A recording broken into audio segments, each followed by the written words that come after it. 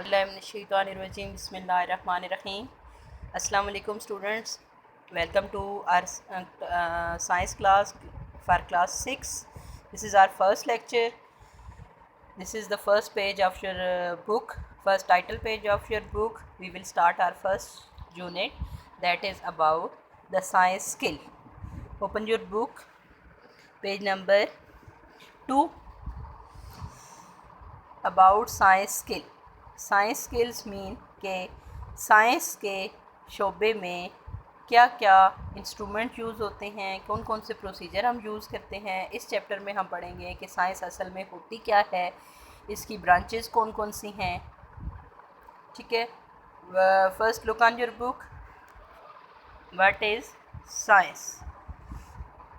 Science is about obtaining knowledge by observation and experimentation and using that knowledge to describe and explain natural thing. Science क्या है? अक्सर हमारे जहन में हम ये सोचते हैं कि फ़लाँ साइंस का फ़लाँ सब्जेक्ट है, फ़लाँ सब्जेक्ट है। तो असल में साइंस है क्या चीज़? Science is about obtaining knowledge. हम अपने इर्द गिर्द से जो नॉलेज लेते हैं, अब हमारी ऑब्ज़र्वेशन जो होती है, हम अपने सेंस ऑर्गन से जो कुछ अपने इर्द गिर्द देखते हैं, सुनते हैं, उससे जो हमें नॉलेज मिलता है उसको हम एक्सपेरिमेंटली चेक करते हैं साइंस में, और फिर उस जो नेक्स्ट जो हमारे पास रिज़ल्ट आते हैं उसको हम मुख्तलिफ़ नेचुरल जो चीज़ें हैं उनको डिस्क्राइब करने के लिए यूज़ करते हैं। Science help us to understand the world around us. Science हमारी हेल्प करती है कि हमारे इर्द गिर्द जितने भी प्रोसेस हो रही हैं, नेचुरल प्रोसेस हो रहे हैं, वो सारे उनको समझने में साइंस हमारी हेल्प करती है। Solve problem and to train our minds to think logically and systematically.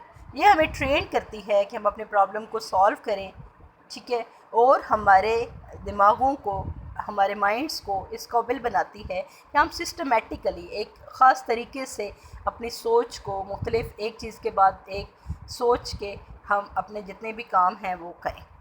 ठीक है, अब शुरू में तो साइंस एक ही सब्जेक्ट था, ठीक है, लेकिन जब साइंस का नॉलेज बहुत ज़्यादा हो गया तो उन्होंने साइंस को मुख्तलिफ़ ब्रांचेज़ में डिवाइड कर दिया। साइंस का जो नॉलेज था उसको मुख्तलिफ़ ब्रांचेज़ में डिवाइड कर दिया। Science is split into 3 main areas of studies. कौन कौन से हैं? सबसे पहले है बायोलॉजी, नेक्स्ट है केमिस्ट्री, नेक्स्ट है फिज़िक्स। ठीक है, look on your book, page number 4। इनको हम बारी बारी डिस्कस करेंगे कि साइंस में जो है वो हम साइंस की किस ब्रांच में हम किस चीज़ के बारे में पढ़ते हैं। First is biology. Bio mean life, logy mean to study. ठीक है, तो बायोलॉजी क्या है? Biology is the study of life, study of living thing. Biology is the study of living thing around us. ठीक है, हमारे इर्द गिर्द जितनी भी ज़िंदा चीज़ें हैं, चाहे वो कोई एनिमल हैं, चाहे वो कोई प्लांट हैं, चाहे वो माइक्रो ऑर्गेनिज़म हैं, बहुत छोटे हैं, बड़े हैं, उन सब को हम साइंस की इस ब्रांच में स्टडी करते हैं, जिसको हम बायोलॉजी का नाम देते हैं। It covers everything from what goes on inside the bodies of animal and plants. ये इसमें ये जो है वो पूरे उसको स्टडी करती है, पूरे नॉलेज को, चाहे जो भी प्रोसेस हैं, चाहे वो एनिमल और प्लांट के बॉडीज़ के अंदर हो रही है या फिर to the natural environment where they live and upon which they rely for food and shelter. जो प्रोसेस उनकी बॉडी के अंदर हो रही हैं वो सारे प्रोसेस भी हम इसमें स्टडी करेंगे। इसके अलावा जिस इन्वायरमेंट में वो, जिस माहौल में वो एनिमल और प्लांट रहते हैं उनको भी, और उसके अलावा वो फूड अपनी कैसे हासिल करते हैं, अपनी शेल्टर, अपने घर कैसे बनाते हैं, कहाँ पे रहते हैं, ये सारे जो है हम बायोलॉजी में स्टडी करते हैं। Modern technologies such as biotechnology and microbiology are based on the application of biology. ठीक है, ये जो मॉडर्न जो टेक्नोलॉजीज़ हैं जिसमें बायोटेक्नोलॉजी है, लाइफ को जैसे मुख्तलिफ ऑपरेशंस वगैरह होते हैं सारे, माइक्रोबायोलॉजी जो माइक्रो ऑर्गेनिज़म्स हैं उनके बारे में जो स्टडी है, ये सारी असल में बायोलॉजी की ही एप्लीकेशंस हैं। ठीक है, अगली ब्रांच है हमारे पास chemistry. Chemistry is the study of all the substances that make up the physical world around us. क्या है, हमारे इर्द गिर्द जितनी भी जो चीज़ें पाई जाती हैं, फिज़िकल थिंग्स जिनको हम टच कर सकते हैं, जिनको हम देख सकते हैं, उनके बारे में जब हम स्टडी करते हैं चीज़ों को, तो that is about chemistry.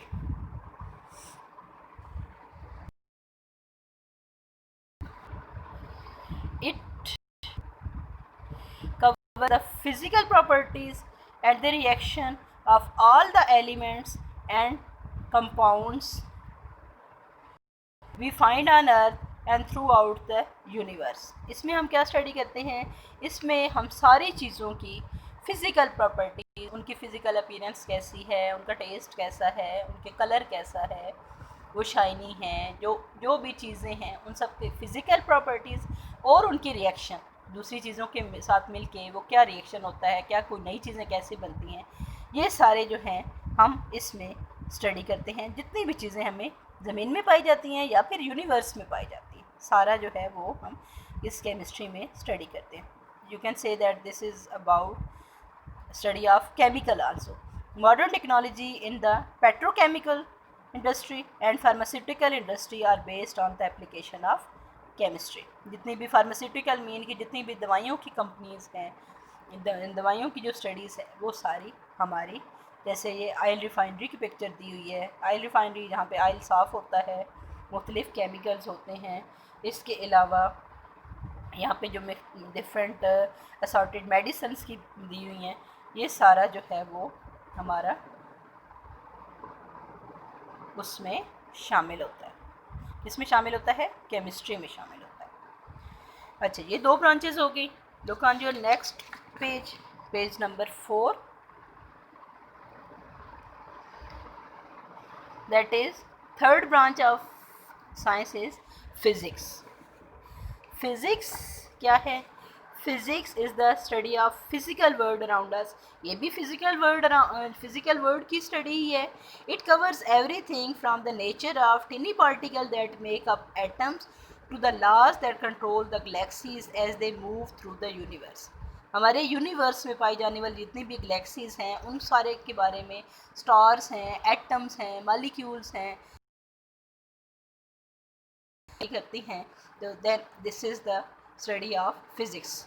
Modern technologies such as electronics and information technologies are based on the application of physics.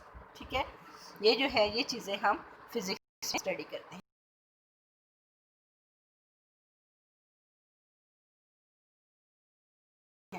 Had to start like you, they had to start at the beginning। Discoveries की हैं, उन्होंने कहीं ना कहीं से तो start लिया होगा ना। ठीक है, they had to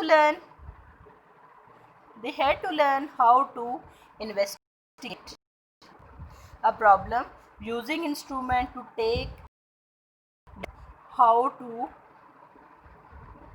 handle